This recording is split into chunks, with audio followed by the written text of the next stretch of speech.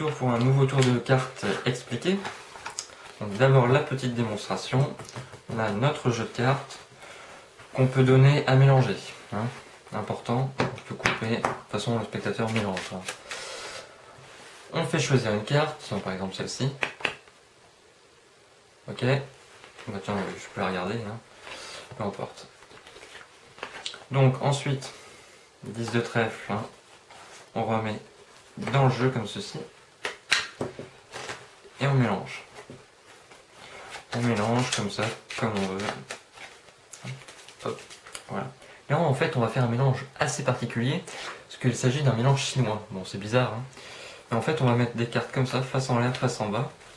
Enfin le truc un peu bête, mais quelque part au moins on a une situation assez particulière, parce que vous voyez on peut avoir des dos, des faces avec des faces, comme ça. Tenez, regardez, là on a même des dos contre des dos, enfin c'est improbable. Pourtant si on claque des doigts, tout le jeu revient dans le même sens, à l'exception d'une carte, la carte choisie.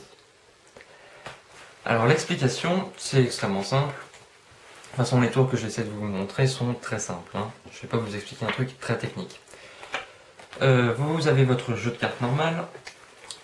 On choisit une carte n'importe laquelle. Tiens, pour l'exemple, on va reprendre la même carte, mais vraiment n'importe laquelle. On n'a pas besoin d'ordre préétabli, donc on peut donner le jeu à mélanger. Ensuite, vous contrôlez la carte en dessous. D'accord? Donc, très simplement, comment on pourrait faire? Parce qu'après, c'est de la technique, ça, après. Oui, enfin, vous avez sûrement d'autres vidéos qui vous l'expliquent très bien. Vous contrôlez votre carte en dessous.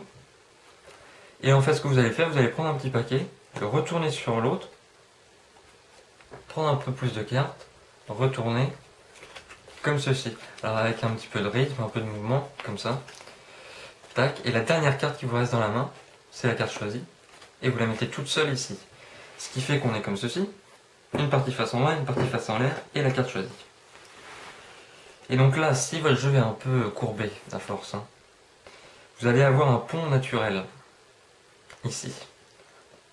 Entre, ce sera le seul endroit où vous aurez dos contre dos. Normalement, ça vous vient assez facilement, vous voyez. Donc, vous faites d'abord un peu moins de la moitié, vous voyez. Donc on a face-face, dos-dos, vous voyez, comme ça. Vous allez un peu plus de la moitié. Vous voyez, là on est dans une configuration plus normale.